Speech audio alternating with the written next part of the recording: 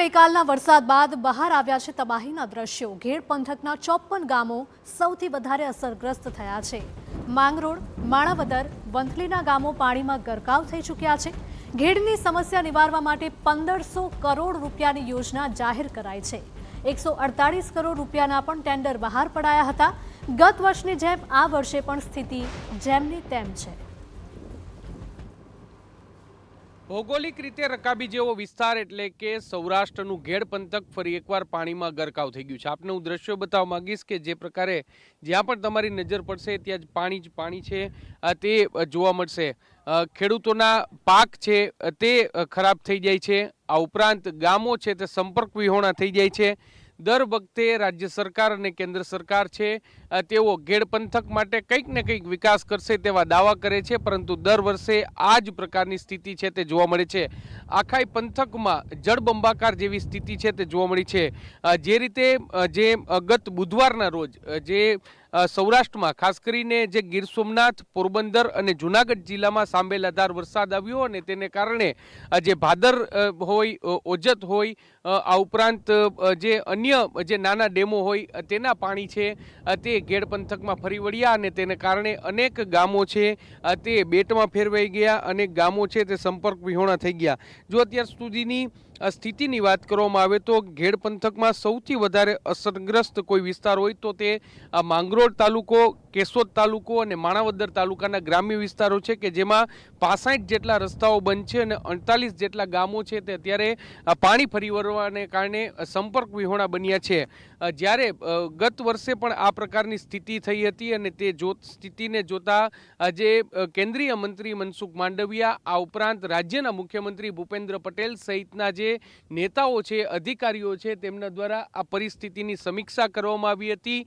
રાજ્ય સરકારે 1500 કરોડ રૂપિયાના બજેટની પણ ફાળવણી કરવામાં આવી હતી અને તે પૈકી 148 કરોડ રૂપિયાના ટેન્ડર છે તે થઈ ગયા હતા, જેમાં નદીઓ છે તેને પહોળી કરવી, ઊંડી કરવી, આ ઉપરાંત જે ગામો સંપર્ક વિહોણા થયા છે ત્યાં કોઈ પણ પ્રકારના જે પુલના નિર્માણ કરવા સહિતની જે કામગીરી કરવાની હતી અને આશા હતી કે આ વર્ષે ચોમાસામાં જે દર વર્ષે સ્થિતિ થાય છે તેનાથી સ્થિતિ સુધરે।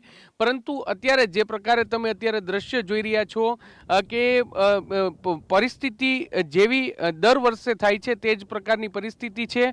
ઉલટાનું ભારે વરસાદ એક જ દિવસમાં 12 થી 14 ઇંચ જેટલો વરસાદ છે તે અલગ અલગ વિસ્તારોમાં આવ્યો અને તેને કારણે અનેક ગામો છે તે સંપર્ક વિહોણા થઈ જાય છે। ખાસ કરીને જે વિદ્યાર્થીઓ છે તેને અભ્યાસ માટે મુશ્કેલી પડે છે અને મેડિકલ ઇમરજન્સીમાં આ સૌથી વધારે ખરાબ પરિસ્થિતિ છે તે આ ગ્રામ્ય વિસ્તારના લોકોની થાય છે। અહીંની ભૌગોલિક પરિસ્થિતિ રકાબી જેવી છે એટલે આસપાસના જે નદીઓ હોય, ડેમ હોય ત્યાંથી પાણી છે તે આ વિસ્તારમાં આવી જાય છે અને તેને કારણે ખેડૂતો છે તે તેમનો ખેતરનો પાક છે તે એ પ્રકારે લે છે, પરંતુ જે જનજીવન છે તેને અસર પડે છે।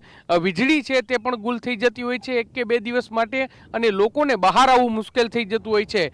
તંત્ર છે તે દર વર્ષની આ સ્થિતિ છે તેવું માની અને ગામ લોકોનો સંપર્ક કરવા સુધીની તસ્દી છે તે લેતા નથી અને તેને કારણે લોકો છે તે પરેશાન થતા જોવા મળે છે। આ જે તમે દ્રશ્ય જોઈ રહ્યા છો તે માણાવદર તાલુકાનું જે ઓસા ગામ છે ત્યાં નજીકના આ દ્રશ્યો છે ને જ્યાં જળબંબાકારની સ્થિતિ છે, જ્યાં પણ તમારી નજર પડે ત્યાં પાણી જ પાણી છે તે અત્યારે જોવા મળી છે, જેને કારણે ગામ લોકોને ભારે હાલાકી છે તે પડે છે। ગામની બહાર નીકળવું હોય તો જીવના જોખમે ખૂબ જ મુશ્કેલી ભરી સ્થિતિમાં બહાર નીકળવું પડે તે પ્રકારની સ્થિતિ છે તે જોવા મળે છે। એક પ્રકારે ચોમાસામાં જ્યારે જે ડેમ છે તે ઓવરફ્લો થતાની સાથે જ આ વિસ્તાર છે તે તમામ વિસ્તારો છે તે બેટમાં ફેરવાઈ જાય છે અને તેને કારણે લોકોને ભારે હાલાકી છે તે પડે છે। ઇમરજન્સી કામો માટે કોઈ વ્યક્તિને બહાર નીકળવું હોય તો તેમના જીવના જોખમે અથવા તો ભારે વાહનો એટલે કે જે ટ્રેક્ટર છે, આ ઉપરાંત જે